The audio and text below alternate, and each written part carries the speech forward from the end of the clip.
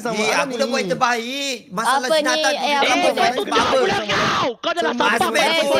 Nathan tu fans bubble sebab tukar jungle mic, kita tak tukar pernah mic. datang lane kita.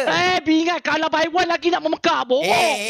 Kau ni, kau ingat apa? Kau nak pusuh ni semua player Masman ni perangai macam kau je sibuk. Tak, kau kalau by one kau salahkan jungle kau malu. Tak, bodoh. Kau Joyce, sepatutnya kau dah boleh main satu map dengan lari laju kau. Tapi kenapa kau tak boleh jenguk aku? Kau buat aku ni macam dulu kau umur orang tua. Faham?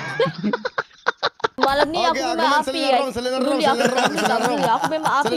Lantak kau lah kau nak jadi api ke? Nak jadi angin ke? Nak jadi air ke? Tak ada siapa peduli. Tak cakap dengan kau pula. Kau diam di situ. Tak ada lah. Aku tak nak bagi tahu tak siapa peduli tu. Diamlah kita Joy. Kau tak Siapa boleh yang jenguk sibuk tadi? aku. Tak tahu. Patut. Tak habis-habis tak pernah jenguk kau. Tak pernah jenguk kau. Tak pernah jenguk kau. Benda tu sampai bila-bila. Okey, counter dulu. Kau ini dia segar ke? Aku tadi farming kau kata apa? Kurang juga. Bagi Tadi duit tu kau farming tu menang. Siau. Ya, dok. Bagi. Ambil.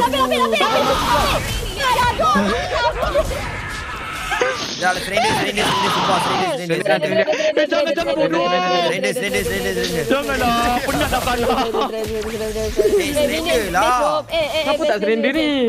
Janganlah. Best banyak minion, dok. Minion guys. Sumpah lah, weh. Minion Tak dia payah tolong aku, abaikan je sumpah. minion tu.